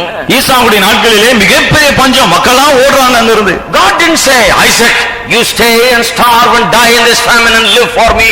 Forget about this unspiritual subject of finances. தேவன் ஈசாக்கை பார்த்து, ஈசாக்கே இந்த பண விஷயம் எல்லாம் ஆவிக்குரிய விஷயம் கிடையாது, அதெல்லாம் மறந்துடு, இந்த பஞ்ச தேசத்திலே வாழ்ந்து பட்டினியாருன்னு சொல்லல அவங்க. They have money or no money, stay there, starve and die for me. பணம் இருக்குதோ இல்லையோ அங்கே இரு, பட்டினியாரு, எனக்காக அப்படியே பட்டினி கிடந்து சாகுன்னு சொல்லல. Everybody is running. எல்லாரும் ஓடுகிறார்கள். God gave the greatest teaching to Isaac, which I'm going to teach later on when I teach about how to prosper in the land of famine. பாருங்க, தேவன் ஈசாக்கு மிகப்பெரிய ஒரு காரியத்தை சொல்லிக் கொடுத்தா, பஞ்ச தேசத்துல எப்படி செழிப்படைந்திருப்பது பின்னாடி நான் உங்களுக்கு போதிக்கிறேன். About how to prosper in India. அது இந்தியாவில் எப்படி செழிப்பா இருப்பது. Amen. Amen. In famine land. பஞ்ச தேசத்துல how to prosper here. இங்கே எப்படி செழிப்படைவது. God gave the greatest teaching to Isaac. தேவன் ஈசாக்கு மிகப்பெரிய ஒரு போதனை கொடுத்தார். Everybody was running. எல்லாரும் ஓடுகிறார்கள். God didn't become so spiritual and said, this is not so important after all. You live for God and come to heaven. ஆண்டவர் ரொம்ப பக்திமானாட்டவனை பார்த்து சொல்லல, இதெல்லாம் முக்கியமே கிடையாது ஈசாக்கு, இப்படியே வாழ்ந்து செத்து பரலோகத்துக்கு வந்துருன்னு சொல்லல. God is not certainly not like some preachers. நிச்சயமா ஆண்டவர் சில பிரசங்கமானல போல கிடையாது. All these things don't matter. You live for God, that's what matters, and you come to heaven. இதெல்லாம் முக்கியம் கிடையாது, கர்த்தருக்காய் வாழுங்கள், பிறகு செத்து பரலோகம் வந்துருங்க. No. கிடையாது, அப்படியெல்லாம் கிடையாது. When the famine came and everybody was running, God came to Isaac. பஞ்சம் வந்து எல்லாரும் ஓடின போது தேவன் ஈசாக்கிடம் வந்தார். He addresses that problem. அந்த பிரச்சனைக்கு அவர் பதிலை சொல்லுகிறார். He says, Isaac, you don't run. அவர் சொல்ல, ஈசாக்கே நீ ஓடாத. Because I have given a covenant to your father Abraham. ஏனென்றால் உன் தகப்பனாகிய ஆபிரகாமோடு நான் உடன்படிக்கை ஏற்படுத்தினேன். I will be your God. நான் உன் தேவனாக இருப்பேன். I will meet your need. நான் உன் தேவைகளை சந்திப்பேன். Don't run, Isaac. ஆகவே ஈசாக்கே ஓடாதே. I can prosper you right here. இதே இடத்துல நான் உன்னை செழிக்க In வைப்பேன். the middle of famine I will prosper. பஞ்சத்தின் நடுவில் உன்னை செழிக்க வைப்பேன். And so God showed him where to live. ஆகவே எந்த இடத்துல வாழ வேண்டும் என்று தேவன் அவனுக்கு He காண்பித்தார். said, don't run from famine country, stay there. அவர் சொன்னா பஞ்ச தேசத்துல ஓடிடாத அங்கே இரு. And then he showed him what to plant. பிறகு எதை பயிரிட வேண்டும் என்று சொன்னார். And then he showed him what to expect. பிறகு என்னத்தை எதிர்பார்க்க வேண்டும் என்பதையும் சொன்னார். And when there was a famine in the land and everybody was dying and running, Isaac reaped 100 times. தேசத்துல பஞ்சம் வந்து எல்லாம் ஓடின போது ஈசாக்கு 100 மடங்கு அறுத்தான் என்று வேதம் சொல்லுகிறது. Are you there, my friend? இருக்கீங்களா நண்பர்களே? God addresses our needs. தேவன் நம்முடைய தேவைகளுக்கு பதில் சொல்லுகிறார். Many people are in great financial stress and need today. பலர் இன்றைக்கு பண விஷயத்துல மிகுந்த கஷ்டத்தின் மத்தியில் And இருக்கிறார்கள். right at the time God comes with great teachings in the scriptures. அந்த நேரத்துல தான் வேதத்துல இவ்வளவு பெரிய பெரிய பெரிய போதையெல்லாம் தேவன் கொடுக்கிறார். The Bible teaches about finance. வேதம் பண விஷயத்தை குறித்து போதிக்கிறது. Finances are important. பணம் மிகவும் முக்கியம்தான். That is the reason Bible talks about debt and why we should not borrow and this and that and how it's unhealthy and all those things. ஆகவேதான் வேதம் கடனை பற்றி பேசுகிறது. நாம் கடன் படக்கூடாது, ஆரோக்கியமானது இல்லை என்றெல்லாம் நமக்கு போதிக்கிறது. Because some people's lives need to be settled right. ஏன்னா சில மக்களுடைய வாழ்க்கை சீர்படுத்தப்பட வேண்டும். They can't just keep on borrowing and expect to go on prospering. வானலெல்லாம் கடன் வாங்கிட்டு செழிப்பா இருக்கணும்னு எதிர்பார்க்க முடியாது. You can't get prosperous just because I lay hands on you. ஏதோ நான் வந்து கை வச்சு ஜெபம் பண்ணதுனால நீங்க செழிப்படைந்திட மாட்டீங்க. I can't cast out your poverty. உங்களுடைய தரித்திரத்தை என்னால் துரத்த முடியாது. But the Bible tells us something about how to become prosperous. எப்படி செழிப்படைவது என்று வேதம் நமக்கு போதிக்கிறது. Sound biblical principles. வேதத்தில் உள்ள தெளிவான கோட்பாடுகள். God addresses this great subject in so many places because it is such an important thing for our existence, for the glory of God on this earth. பாருங்கள், இந்த உலகத்தில் நாம் உயிர் வாழ்வதற்கும் இந்த பூமியிலே தேவனுடைய நாமம் மகிமைப்படுவதற்கும் இந்த பணம் அவ்வளவு முக்கியமா இருக்கிறது. ஆகவேதான் தேவன் இதை குறித்து நிறைய போதித்திருக்கிறார். God teaches about how to earn money, எப்படி சம்பாதிப்பது என்று தேவன் கற்றுத் தருகிறார். then how to increase it, எப்படி அதை பெருக பண்ணுவது என்று கற்றுத் how to தருகிறார். multiply it, எப்படி அதை வர்த்திக்க பண்ணுவது என்று சொல்லிக் how to கொடுக்கிறார். keep it, எப்படி அதை வைத்திருப்பது என்று சொல்லிக் கொடுக்கிறார். spend it, எப்படி அதை செலவழிப்பது, what to do with it, அதை கொண்டு என்ன செய்ய வேண்டும், where to put it. அதை எங்கே வைக்க வேண்டும். I will come to it when we teach about all these things. இந்த காரியங்கள் எல்லாம் போதிக்கும் போது வர நானுங்க. But finances are important. பணம் முக்கியம்தான். Everybody look to the next person and say finances are எல்லாரும் important. பக்கத்துல பார்த்து சொல்லுங்க, பணம் முக்கியம்தான். Amen. Amen. You will realize how important it is if you go out from this place and you find that you have not brought one penny and you don't have any money and you want to get home, you will know how important finances அது are. எவ்வளவு முக்கியம் எப்ப தெரியும் தெரியுமா? இங்க வெளியே போகும்போது வீட்டுக்கு போக விரும்புறீங்க, கையில ஒரு பைசா கூட இல்ல, அப்ப தெரியும் உங்களுக்கு அது எவ்வளவு முக்கியம்னு. Money is important. பணம் ரொம்ப முக்கியம்தான். And the Bible speaks about it, teaches about it very soundly and in a வேதம் அதை healthy way. குறித்து மிக தெளிவாய் ஆரோக்கியமான விதத்திலே போதிக்கிறது The நமக்கு. second great truth is money is not evil. இரண்டாவது மிகப்பெரிய உண்மை இதுதான், பணம் தீமையானது அல்ல. Turn with me to 1 Timothy and we read it last week in another context. பாருங்க, இன்னொரு கடந்த வாரத்தில் நாம் வாசித்தோம் இன்னொரு விஷயத்தின் பின்னணியில. It says in verse 10, for the love of money is the root of all evil. 1 தீமோத்தேயு 6:10 சொல்லுது, பண ஆசை எல்லா தீமைக்கும் வேறா இருக்கிறது. It is not money that is evil. பாருங்க, பணம் தீமையானது அல்ல, It is the love of money that is evil. பண ஆசைதான் தீமையா இருக்கிறது. So the love of money is the issue there.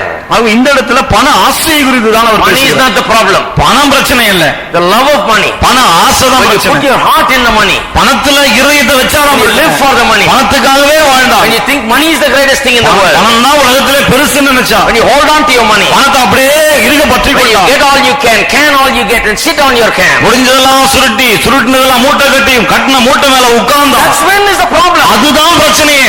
Money is not a problem. பணம் பிரச்சனை The கிடையாது. love that people have for money is very unhealthy. It will ruin them. பணத்தின் மீது மக்கள் ஆசை வைத்திருந்தால் அது ஆரோக்கியமற்றது, அதுதான் அவளை நாசமாக்கும். It will bring great destruction and unhappiness and dissatisfaction with life. வாழ்க்கையில அதிருப்தியையும் சந்தோஷமற்ற நிலைமையும் அழிவையும் அது கொண்டு வரும். Great disappointments will come if you love money. பணத்தை விரும்பினால் ஏமாற்றங்கள் தான் கிடைக்கும். But if you love God ஆனால் ஆண்டவரை நேசித்தார், and have money பணத்தையும் பெற்றிருந்தார், and use money, பணத்தை பயன்படுத்தினார், you will have not disappointment. You will go from faith to faith where God meets your need. ஏமாற்றம் அடைய மாட்டீர்கள், மாறாக விசுவாசத்தின் மேல் விசுவாசம் அடைந்து வளருவீர்கள். ஏனென்றால் தேவன் உங்கள் தேவையை சந்திக்கிறார். Amen. Amen. Go on to 2 Corinthians chapter 9 2 கொரிந்தியர் 9ஆம் அதிகாரத்துக்கு நாம் and செல்வோம். verse 11. 11ஆம் வசனம். 9:11. 2 கொரிந்தியர் 9:11.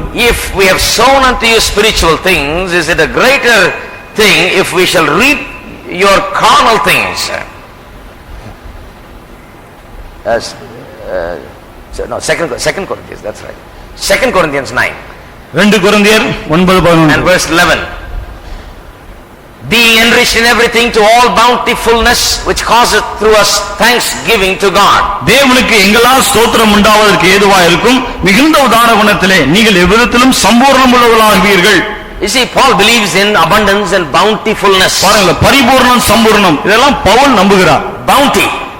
Sampooranam. Bounty means having enough, more than enough. Sampooranam தேவைக்கும் அதிகமாக வைத்திருப்பது. That is the way Bible talks about it. வேதம் அப்படிதான் பேசுகிறது.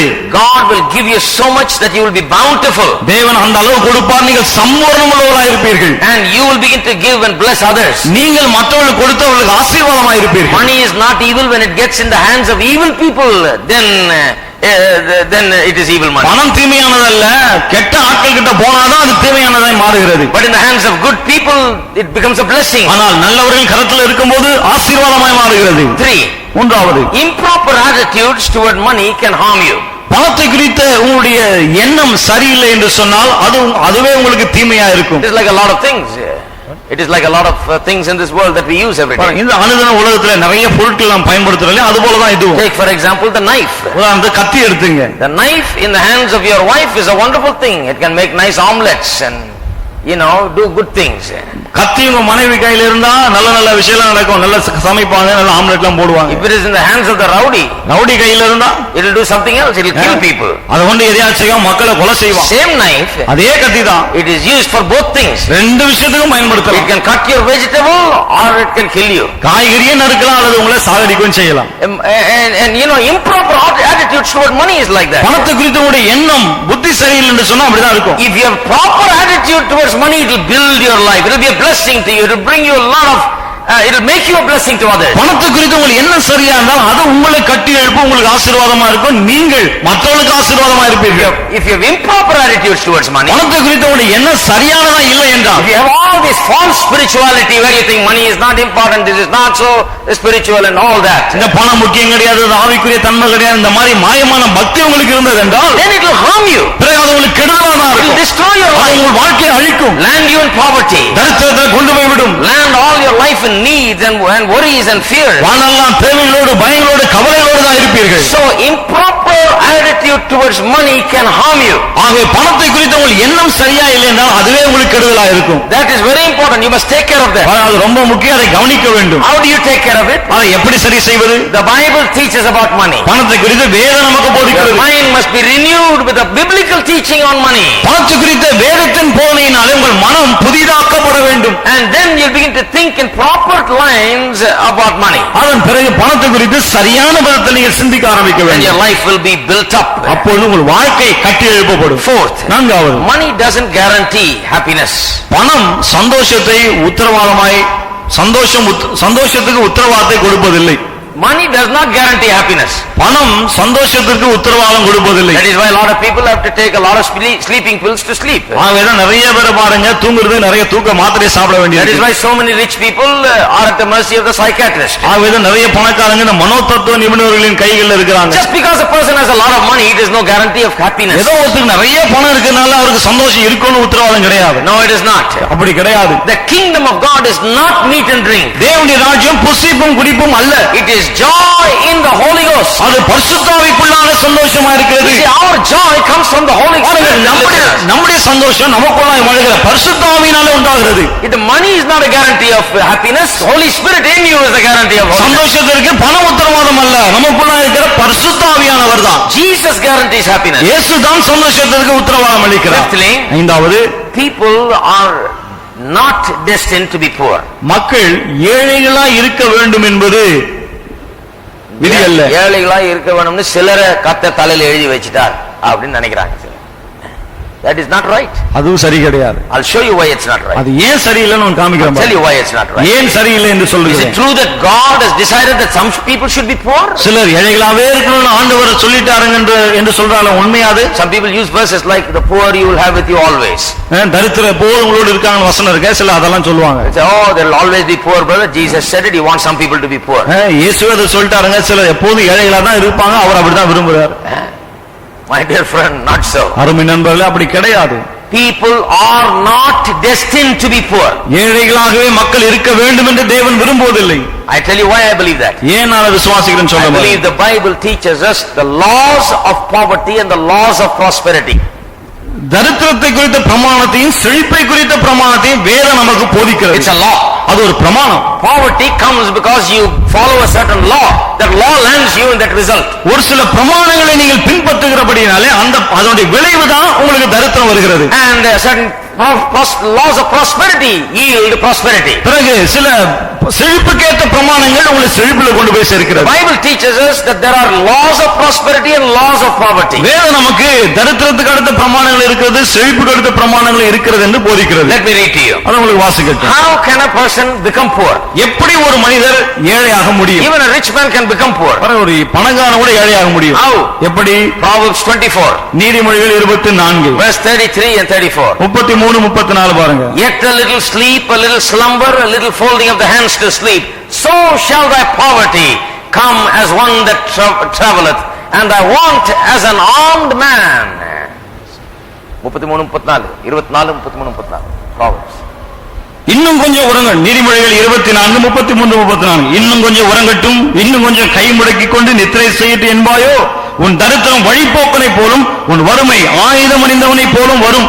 How does poverty come? தரித்திரம் எப்படி வருது? Says poverty comes as a result of a person being lazy. ஒரு மனுஷன் சோம்பேறியா இருந்தா அதனுடைய விளைவு தான் தரித்திரம். That is one great reason why poverty comes. தரித்திரம் வருதுக்கு ஒரு மிகப்பெரிய காரணம் இதுதான். In the laws of poverty this is there, this fact is there. தரித்திர பிரமாணம் இருக்கு, அதுல இதுவும் அடங்கி இருக்கு. There are some more laws of poverty, but I am just pointing out to you one. தரித்திர பிரமாணங்கள் இன்னும் சில இருக்கு, ஆனா ஒரு பிரமாணம் தான் உங்களுக்கு சொல்றேன். Many other reasons are there for poverty. தரித்திரத்துக்கு இன்னும் பல காரணங்கள் இருக்கிறது. One reason, sure reason is laziness, the Bible teaches. ஒரு நிச்சயமான காரணம் வேதம் போதிக்கிறது சோம்பேறித்தனம். When you are lazy, நீங்க சோம்பேறியா இருக்கும்போது, then poverty comes as one that travels. பிறகு தரித்திரம் ஒரு வழிபோக்கன போல, பிரயாணம் செய்றவன போல வருது. The want as an armed man, it says. பிறகு வறுமை ஆயுதம் அணிந்தவன போல வருமா? What does it mean? அதோட அர்த்தம் என்ன? For a lazy person, poverty will all of a sudden come like a thief with a gun and will hold him hostage and say, come on, you are under my control, you will be poor hereafter. ஒரு சோம்பேறி கிட்ட இந்த தரித்திரம் திடீர்னு வருது, ஒரு ஆயுதம் எடுத்துட்டு நேரா அவங்கிட்ட வந்து, இனிமேல் நீ எனக்கு அடிமை, நீ இப்படிதான் இருக்கணும்னு சொல்ற மாதிரி வருது. அது ஆயுதம் அணிந்தவனை போல வந்து அவனை புடிச்சு நிறுத்தி, இனிமே நீ தரித்திரம் போ, நான் புடிச்சிட்டேன் உன்னை அப்படின்ட்டு வருது. That is how poverty comes. தரித்திரம் அப்படிதான் வருது பாருங்க. It's a law of poverty. அது தரித்திர பிரமாணம். If a person is lazy, he is sure to reach that level of poverty. ஒரு மனுஷன் சோம்பேறியா இருந்தா கண்டிப்பா இந்த அளவு தரித்திர நிலைமைக்கு போயிடுவாங்க. Because it is a law. ஏன் சொன்னா அது ஒரு பிரமாணம். You cannot be both lazy and wealthy. சோம்பேறியா வந்துட்டு அதே சமயத்துல பணக்காரனாவும் இருக்க முடியாது. Proverbs 11. நீதிமொழிகள் 11ஆம் அதிகாரம் verse 24. 24ஆம் வசனம். The law of prosperity. இது செழிப்பின் பிரமாணம். Can a person become prosperous? ஒரு மனிதன் செழிப்படைய முடியுமா? I showed you a person can become poor. ஒரு மனுஷன் ஏழையாக முடியும் அப்படின்னு காமிச்சேன் உங்களுக்கு. What should he do if he wants to become poor? ஏழையாகணும்னா என்ன செய்யணும்? Just stay home and sleep. வீட்லயே இருங்க, நல்லா தூங்குங்க. And just sleep more and more. நிறைய தூங்குங்க. Then poverty will certainly come. அப்புறம் தரித்திரம் கண்டிப்பா வரும். It's a law. அது பிரமாணம். Do this, it will come. இத செஞ்சா அது வரும். Can prosperity come? செழிப்பு வருமா? I'll show you it comes. காண்பிட்டோம் வரும்னு. Chapter 11 verse 24. 11:24 பாருங்க. There is he that scattereth and yet increaseth. There is he that withholdeth more than is meet, but it tendeth to poverty. வாரி இறைத்தும் விருத்தி அடைவாரும் உண்டு, அதிகமாய் பிசுனித்தனம் பண்ணியும் வறுமை அடைவாரும் உண்டு. There is another law of poverty also is here. தரித்திரத்துடைய இன்னொரு பிரமாணம் இங்கே இருக்கு பாருங்க. The one who is withholding, never gives, never want to bless others, never wants to do any good with what he's got. He goes to poverty. பிசுனித்தனம் பண்றவன், இருக்கிறத மத்தவனுக்கு கொடுக்க விரும்பாதவன், எல்லாத்தையும் தன்னிட்டே வச்சுக்கணும்னு நினைக்கிறேன், அவன் தரித்திரம் அடைவான். It's a law of poverty. இது தரித்திர பிரமாணம். When a person just holds his money and like I say, get all you can get. நான் சொல்லுவேன் இல்லையா, கருத்தெல்லாம் சுருட்டுதெல்லாம் மூட்டை கட்டுங்க, கட்டிட்டு அது மேலே உட்கார்ந்துங்க, அந்த மாதிரி. That is a law of poverty. இந்த தரித்திர பிரமாணம் அது. But how does prosperity come? ஆனா செழிப்பு எப்படி வருகிறது? The one who scatters increase. வாரி இறைக்கிறவன் விருத்தி அடைகிறான். Isn't that something? ஆச்சரியமா இல்லையா? When you give, you become prosperous. கொடுக்கும்போது நீங்கள் செழிப்படைகிறீர்கள். The Bible says. வேதம் சொல்லுகிறது. The next verse. அடுத்த வசனத்தை பாருங்க. The liberal soul shall be made fat, and he that watereth shall be watered also himself. உதார குணமுள்ள ஆத்மா செழிக்கும், எவன் தண்ணீர் பாய்ச்சுகிறானோ அவனுக்கு தண்ணீர் பாய்ச்சப்படும். Amen. Amen. Many people have not understood that. நிறைய பேர் இத The புரிஞ்சுக்கல. law of prosperity. செழிப்பின் பிரமாணம். You are generous in your giving. கொடுக்குறதுல உதார குணமுள்ளவளா இருந்தால், Concerned about others. மற்றவர்கள் குறித்த கரிசனை இருந்தால், Blessing to others. மற்றவர்களுக்கு ஆசீர்வாதமா இருந்தால், And you conduct your affairs of life in that way. உங்கள் வாழ்க்கை விவகாரங்களை இப்படி நீங்க நடத்தினா, God will make sure that your bonds are full. உங்களுடைய களஞ்சியங்கள் நிறைவா இருக்கும்படி தேவன் பார்த்துக்கொள்வார். God will make sure that He multiplies your resources. உங்களுடைய ஆதாரங்களை பெருகும்படி தேவன் பார்த்துக்கொள்வார். I just want here to prove that there is a law of poverty and law of prosperity. தரித்திர பிரமாணம் என்று ஒன்று இருக்கிறது, செழிப்பின் பிரமாணம் என்று ஒன்று இருக்கு. அதுதான் உங்களுக்கு நிரூபிக்க விரும்புறேன். I will teach more on the laws of prosperity later on. செழிப்பின் பிரமாணங்கள் குறித்து நிறைய அப்புறம் நான் போதிக்கிறேன். But it is not true that people are destined to be poor. மக்கள் ஏழைகளாகவே இருக்க வேண்டும் என்று தேவன் விரும்புகிறான்னு சொல்றாரு. அது உண்மை அல்ல. The great truths about money is that people are not destined to be poor. பணத்தை குறித்து மிகப்பெரிய உண்மை இதுதான். மக்கள் ஏழைகளா இருக்க வேண்டும் என்பது தேவனுடைய விருப்பம் அல்ல. People are not destined to be poor. ஏழைகளா இருக்க வேண்டும் என்று சிலர் ஆண்டவர் நியமித்து விடவில்லை. அது தவறு. அது ஒரு பெரிய சத்தியம் பணத்தை குறித்து. People can have more than enough. மக்கள் தேவைக்கும் அதிகமாக வைத்திருக்க முடியும். If you can decide today, இன்றைக்கு நீங்கள் தீர்மானித்தால், that your life will be prosperous, அதாவது உங்கள் வாழ்க்கை செழிப்பா இருக்க வேண்டும் என்று, and that you will go to God's word and look at the laws of prosperity and follow it, you will become prosperous. தேவனுடைய வார்த்தைக்கு சென்று செழிப்பின் பிரமாணங்கள் நீங்கள் கண்டுபிடித்து அதன்படியே நீங்கள் நடந்தால் கண்டிப்பாக செழிப்படைவீர்கள். God's laws of prosperity, தேவனுடைய செழிப்பின் will பிரமாணங்கள் make you prosperous. அவைகள் உங்களை செழிப்பாக்கும். It is not like, how many of you want houses? Lift up your hands. எத்தனை We'll pray for you. எத்தனை பேருக்கு வீடு வேணும் கையை தூக்குங்க, நாங்க How ஜெபம் many பண்றோம். of அந்த you மாதிரி want கிடையாது. cars? We'll pray cars for you. எத்தனை பேர் கார் வேணும், நாங்க காருக்காக ஜெபம் பண்றோம். No. கிடையாது. That's not the way we teach. பாருங்க, அது அப்படி நாம இங்க போதிக்கிறது இல்ல. Come to the Bible. வேதத்துக்கு வாங்க, Come to the scriptures. வேத வாக்கியத்துக்கு வாங்க, Find out what the Bible says. வேதம் என்ன சொல்லுகிறது என்று Follow பாருங்க. the laws of prosperity. செழிப்பின் பிரமாணங்களை பின்பற்றுங்கள். First of all, the God of prosperity must come into your life. முதலாவது செழிப்பின் தேவன் உங்கள் வாழ்க்கைக்குள்ள வர வேண்டும். Jesus, who is the Lord of prosperity, must come into your life. செழிப்பின் தேவனாகிய இயேசு உங்கள் வாழ்க்கைக்குள்ள வர வேண்டும். The one who multiplied 5 loaves and 2 fish for food for 5,000 people must live in your heart. 5 அப்பத்தையும் 2 மீனையும் 5000 பேருக்கு உணவாக்கிய அந்த ஆண்டவர் உங்கள் வாழ்க்கைக்குள்ள வர வேண்டும். How can you lack if that Lord lives in you? அந்த ஆண்டவர் உங்களுக்குள்ளே வாழ்ந்தால் எப்படி உங்களுக்கு குறைவு இருக்கும்? That is the first law of prosperity. செழிப்புக்கு முதல் பிரமாணமே அதுதான். That Jesus must be your Lord. இயேசு உங்கள் ஆண்டவராக இருக்க You வேண்டும். cannot even start to become prosperous without Jesus become Lord. இயேசு உங்கள் ஆண்டவராக இல்லாமல் செழிப்படைய ஆரம்பிக்க கூட உங்களால முடியாது. True prosperity in life comes when Jesus comes into your life. வாழ்க்கையில உண்மையான செழிப்பு இயேசு உங்கள் வாழ்க்கையில வரும்போது வருகிறது. Because the Lord of all blessings comes to dwell in your heart. ஏனென்றால் சகல ஆசீர்வாதங்களின் தேவன் உங்களுக்குள்ளே வந்து வசிக்க ஆரம்பிக்கிறார். The disciples went and fished all night. They couldn't get anything. சீஷர்கள் ராத்திரி எல்லாம் மீன் பிடிச்சாங்க, ஒண்ணுமே கிடைக்கல. They came and said, Lord, we caught nothing and we are washing our nets. வந்து சொன்னாங்க, ஆண்டவரே ஒன்றும் கிடைக்கல, வலைகளை நாங்கள் கழுவுகிறோம் என்று. But they were standing before the one who put the fish in the sea, my friend. ஆனால் அவர்களோ கடலிலே மீன்களை போட்டாரே அவருக்கு முன்பாக நின்று கொண்டிருந்தார்கள். Funny thing to me that they told this man, the one who made the fish and the ocean, they told him there is no fish in the ocean. கடலையும் அதிலுள்ள மீன்களை உண்டாக்கின அவரிடம் போய் இவர்கள் கடலில மீனே இல்லைன்னு சொன்னாலும் அதுதான் வேடிக்கையா இருக்கு. What a funny thing. என்ன ஒரு வேடிக்கையான Jesus must have laughed at it. இயேசு பார்த்து He சிரிச்சிருப்பார். would have said, no, I put a lot of fish there. அவர் சொன்ன இல்லையே நிறைய மீன் நாங்க வச்சேனே. Sure you don't get anything? நிச்சயமா தெரியுமா ஒண்ணும் கிடைக்கலன்னு. I put thousands upon thousands and it multiplies every day. ஆயிரக்கணக்கான மீன்களை வைத்தனே, அனுதினமும் பெருகிறது. I'm sure it's there. கண்டிப்பா அதெல்லாம் இருக்கணும். They said, no, we tried all night, we caught nothing. சொன்னா இல்ல ஆண்டவரே ராத்திரி எல்லாம் முயற்சித்த ஒண்ணுமே கிடைக்கல. He said, cast your net into the deep. அவர் சொன்னார் ஆழத்திலே வலைகளை போடுங்க. I know where they are. எனக்கு தெரியும் எங்க இருக்குன்னு சொல்லிட்டு. And they cast it into the deep. When they were pulling, they could not pull. They called everyone else to pull it. ஆழத்துல போட்டு மீன் நிறைய கிடைச்சது, இழுக்க முடியல, எல்லாரையும் கூப்பிட்டாங்க வந்து சேர்ந்து இழுங்க. Why didn't God give them just enough? ஏன் ஆண்டவர் போதுமான அளவுக்கு அவங்களுக்கு கொடுக்க கூடாது? Why didn't he just give them what they need and not any more than that? ஏன் என்ன தேவையோ அதை மட்டும் கொடுத்துட்டு அதுக்கு மேல கொடுக்காம விட்டுருக்க கூடாது? Why did he give them a net breaking catch? ஏன் வலை கிழிஞ்சு போற அளவுக்கு மீன் கொடுத்தாரு? Why did he give them a catch that they cannot pull to the shore? ஏன் கரைக்கு இழுக்க முடியாத அளவுக்கு மீன்களை கொடுத்தார்? Necessary? அது தேவைதானா? இவ்வளவு மீன் கொடுக்கணுமா? நெட் கிளியர் வரைக்கும் கொடுக்கணுமா? My God does not know how to give any other way. என் தேவனுக்கு வேற எப்படியும் கொடுக்க தெரியாது. My God shall supply all your needs according to his riches in glory by N Christ. தேவன் தம்முடைய மகிமையின் ஐஸ்வரியத்தின்படி கிறிஸ்து இயேசுவுக்குள் உங்கள் குறைவுகளை எல்லாம் நிறைவாக்குவார். You see, your God, my friend? அவர் உங்கள் தேவனா இருக்கிறாரா? I'm going to close tonight. இன்னைக்கு நான் முடிக்க I will போகிறேன். continue next week. ஆனா அடுத்த வாரம் நான் Is he தொடர்கிறேன். your God? அவர் உங்கள் தேவனா இருக்கிறாரா? Make sure that he is your God. அவர் உங்கள் தேவனா இருக்கிறான்னு பார்த்துக் கொள்ளுங்கள். You will never be put to shame. ஒரு நாள் நீங்கள் வெட்கப்பட்டு போக மாட்டீர்கள். Never be put to shame. ஒரு நாள் வெட்கப்பட்டு போக Start மாட்டீர்கள். there by putting him in your heart. By having him in your heart. உள்ளத்தில் முதலாவது அவரை வைத்துக் கொள்ளுங்கள்.